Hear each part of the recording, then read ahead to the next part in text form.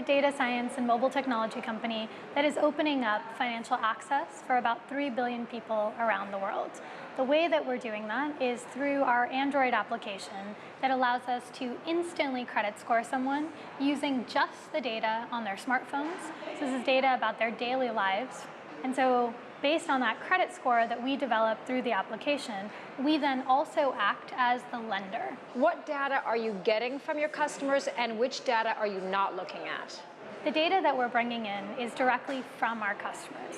And so we're very transparent about the kind of information that we are asking them to provide us access to, which is sitting on their smartphones. And so the kind of data we're really focused on is identity data. So we want to understand, is the person that's holding this device and applying actually the person that they say they are? That's the first thing. The second thing is we're looking at capacity data. So we want to understand, what's the consistency in your bill payments? Do you pay your electricity bill on time, your phone bill on time? We want to understand, are you an employed individual? Are you a sole proprietor running a business? So then we want to understand, what's the inflows and outflows of your income? And so this is the kind of data in emerging markets that's actually sitting on people's devices. Do you ask questions about gender, race, those kinds of markers as well? We do ask questions around gender, age, and that's all for the purpose of verifying their identity. And one of the things that we take very seriously is that we do not bring gender, race, religion, location, anything that can be explicitly biasing someone into our models. And so we've made it pretty challenging for our data science team to achieve the repayment rates that we have. But again, we do believe that it's more important to actually be fair and ethical than to just make an easy credit decision. And what is the size of the average loan? Our average loan is about $100, but our loans go anywhere between $10 up to about $1,000. And really it works almost as a digital credit card. And so it's about a 30-day term on the loan, and then a customer can take it out, they can then repay, and then they can take it out again. And they can also, again, as they move up the ladder and their score increases or their risk lowers, we then differentiate on price, the term, and the size of the loan as well. Can you kind of paint a picture for us about what a typical customer looks like? So about 70% of our customers are taking out the product for working capital. So about 70% of people are sole proprietors or small business owners.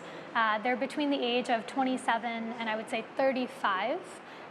So we're not lending to college students right now. We're really focused on people that are going to use this capital in a productive manner to improve their lives. Yeah. About 20% of people are using it for a consumer purchase, and then about 10% of people are using it for emergencies. Put it into context for us how important that first loan to a young entrepreneur in a developing country is. Well, when we think about it, only 30% of the adult population worldwide is even covered by a credit bureau. So what that really means is that there are billions of people around the world that don't have an identity, that are completely unseen by both traditional financial institutions, but really the marketplace.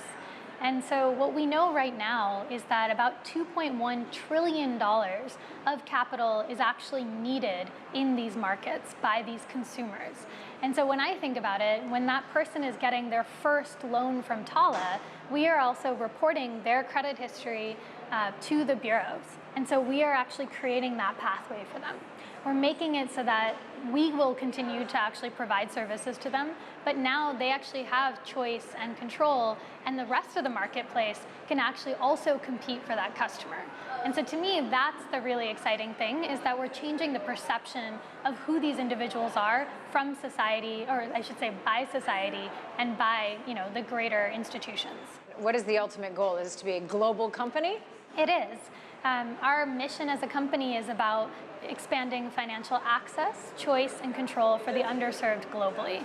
And so we hope to actually bring our product to the US as well sometime.